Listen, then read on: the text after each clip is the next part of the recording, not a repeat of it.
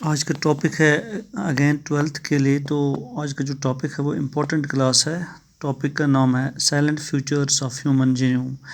یعنی کہ جو میں نے آلریڈی پڑھا ہے آپ کو کہ ہیومن جینوم پروجیکٹ جو ہے اس پہ امریکہ میں سب سے پہلے کام شروع کیا, پھر جرمنی نے اس میں شمولیت اختیار کی. تو دیکھا گیا کہ ہیومن جینز جو ہیں ان کو اسٹڈی کیا گیا, ان میں جو بیس پیئرس ہیں نیوکلیوٹائڈ بیس پیئرس ہیں ان کو اسٹڈی کیا گیا. یہ ایک بہت بڑا پروجیکٹ تھا جو 90 سے لے کے 2003 13 سال تک چلا. تو آج ہم دیکھتے ہیں کہ اس کے سائلنٹ فیوچرز کیا ہے.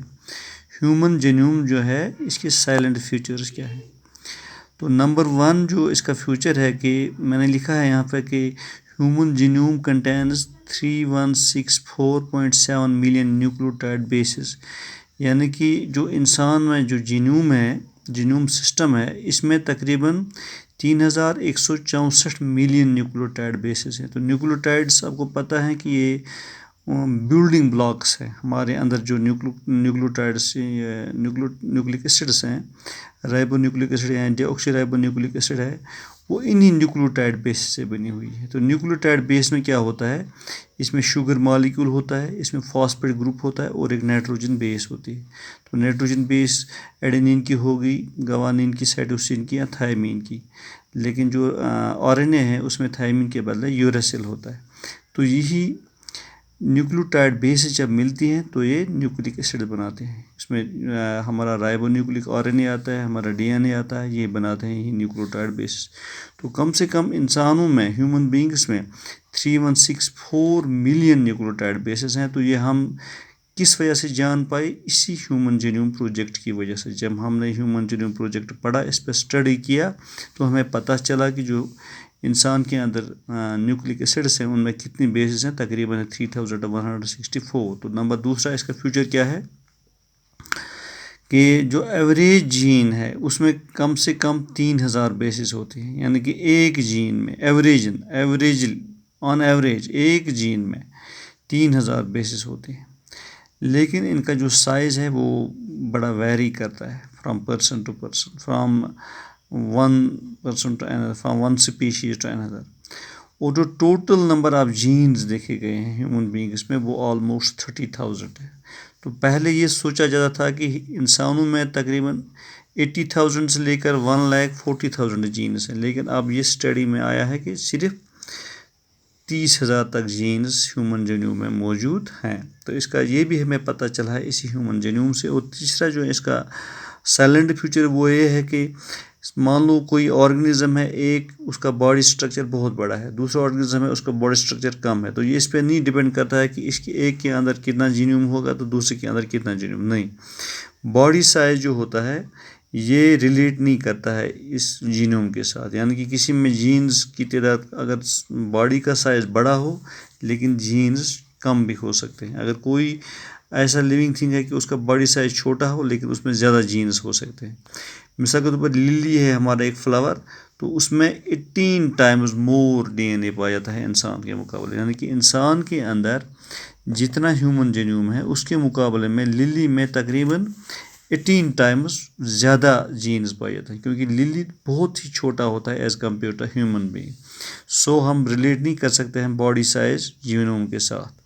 تو چوتھا اس کا یہ جو سائلنٹ فیوچر ہے وہ یہ ہے کہ آج تک جتنے بھی جینز کو ڈسکور کیا گیا ہے ابھی تک سائنٹسٹوں نے صرف تقریباً 50% کو ہی دیکھا ہے. تو 50% ان نون ہے کہ ان کا فنکشن کیا ہے, کیسے ہے, کیا ہے.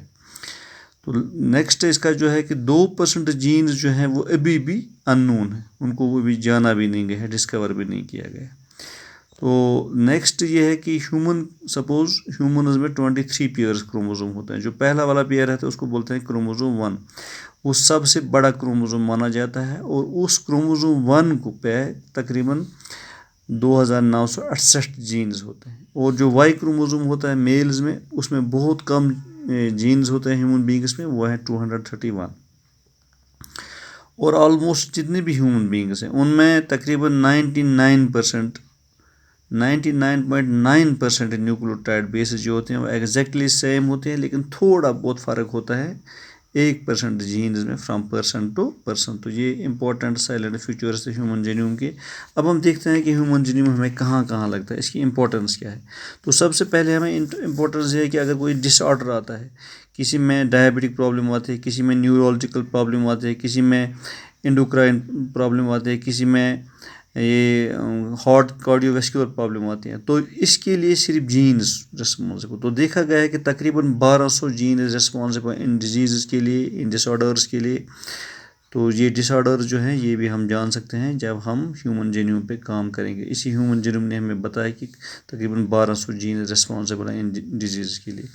تو دوسرا ایپلیکیشن یہ ہے کہ ایفرٹس ابھی آن ہیں کہ وہ دیکھتے ہیں کہ جو یہ کینسرس سیلز ہیں ان کو ہم کیسے نارمل سیلز میں ٹرانسفر کر سکتے ہیں. جینز پہ ہم کیسے کام کریں گے تاکہ وہ جینز اگر کسی اللہ بچائے کسی میں کینسر کی پرابلم آ گئی تو وہ کینسر سیلز کو نارمل سیلز میں ٹرانسفر کریں. یعنی کہ کینسر سیلز میں جو ان کنٹرولڈ گروتھ ہوتا ہے اس گروتھ کو کنٹرول کرنا ہے. نمبر 3, جتنے بھی جینز ایک پرٹیکولر ٹیشو میں ہیں یا آرگن میں ہیں, آپ کو آلریڈی پتہ ہے ٹیشو کیا ہوتا ہے.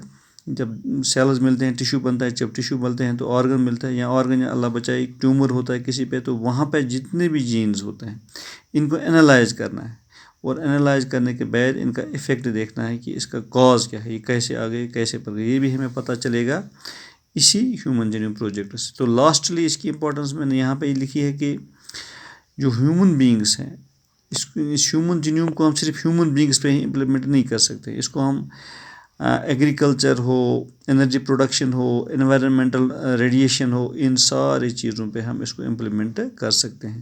تو یہ تھی importance of human genome project class 12 کے لیے. اور silent futures of human genome project بہت ہی امپورٹنٹ کوشچن ہے, یہ ایگزام میں پوچھے جانے والا سوال ہے.